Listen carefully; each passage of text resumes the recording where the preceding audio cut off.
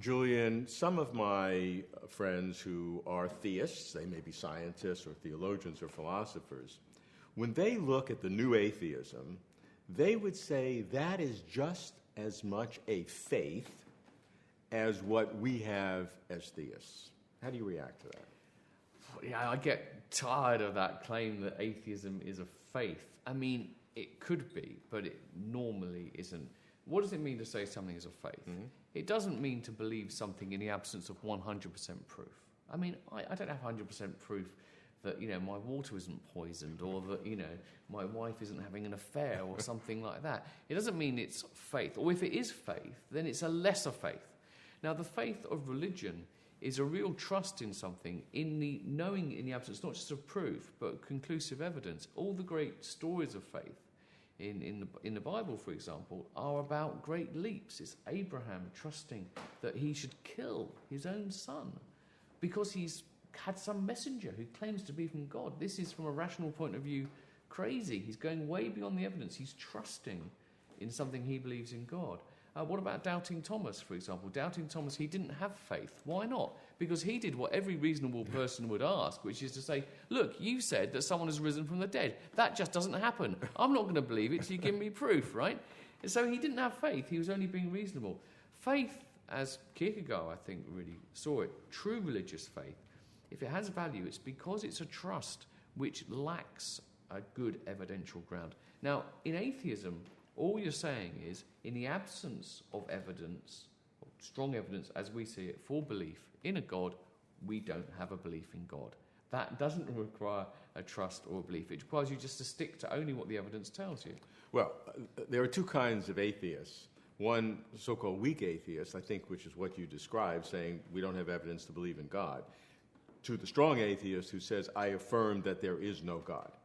So you would classify yourself then as a weak atheist, pardon any connotation that comes to play. Well, I would affirm there is no God on the basis that there is no evidence that there is a God. Now, all I'm saying is that's not a dogmatic position. I think the key difference for me is not whether someone is basically saying, I don't believe there is a God, or simply, I don't think there's any evidence there's a God. It's how dogmatic or certain one is. To me, yes. if proof comes along tomorrow there's a God, fine. So in that sense, I don't think there is conclusive evidence there is no God. But it is rational, in the absence of any strong evidence for the existence of something, to go along with the defeasible, we say, belief in philosophy, the belief that could be overturned if further evidence comes up, that such a thing does not exist. In the absence of evidence that there's a dog in your fridge or an elephant in your fridge, you believe there is no elephant in your fridge. Okay. You don't say, I just withhold judgment. So on my definitions then, may I classify you as a weak atheist? I think on your definitions that's probably right. Okay, so now we go to the next stage, is what then is the default position? Because you're saying that I wake up and now prove to me there is a God. Now some theologians would say the opposite. I wake up, I see everything, and prove to me there's no God. Now, do you think those are equivalent positions? Absolutely not equivalent, because you don't need to prove there's no God. You don't, in the absence of evidence that something exists, you don't need to prove that it doesn't exist.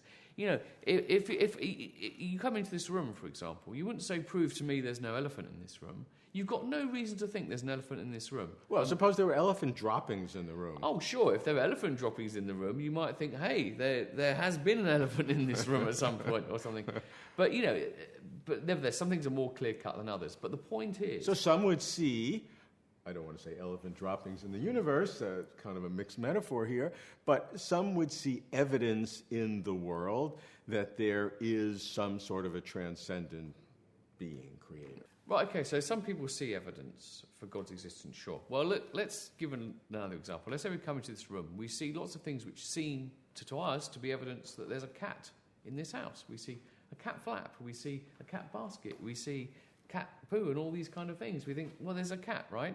So there's prima facie evidence there's a cat.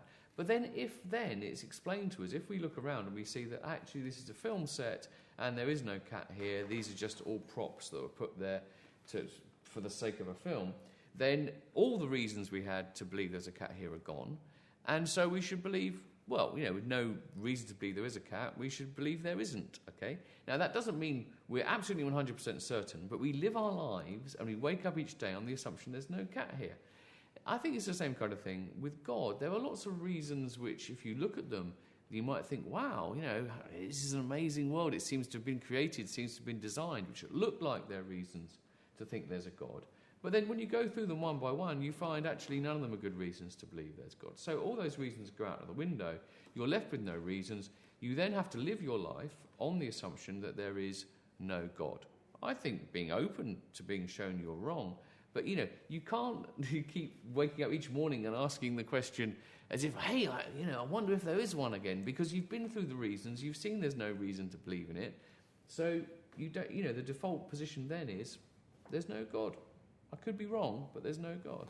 So why do so many philosophers of religion who are theists look to this new atheism as a new faith? It has something to do with one of the arguments that for long periods of time in human history, belief in God was the default position. And now there's this change. I think that's very faulty reasoning, because obviously we know a great deal now than we knew then. But do you see a change in recent times in terms of the approach of atheists today? I think one of the reasons why people are so willing to think that atheism is a faith position is that a lot of the most vocal atheists have expressed their beliefs, I think, in too dogmatic and certain terms. And so, therefore, in that sense, it does seem to be a matter of faith, because they're going beyond the evidence, right? They're claiming a kind of a certainty, and they're claiming a certainty about the idiocy of the opposition, which is too strong. So I think people are acting as though it were a faith. They're acting with a kind of conviction and dogmatism, which is faith-like. And that means when people say, hey, it's a faith position, the accusation kind of sticks. So I think it's excessive confidence on the part of some atheists, which has invited this misinterpretation, because properly understood, there should be no question of faith, that atheism is not about faith.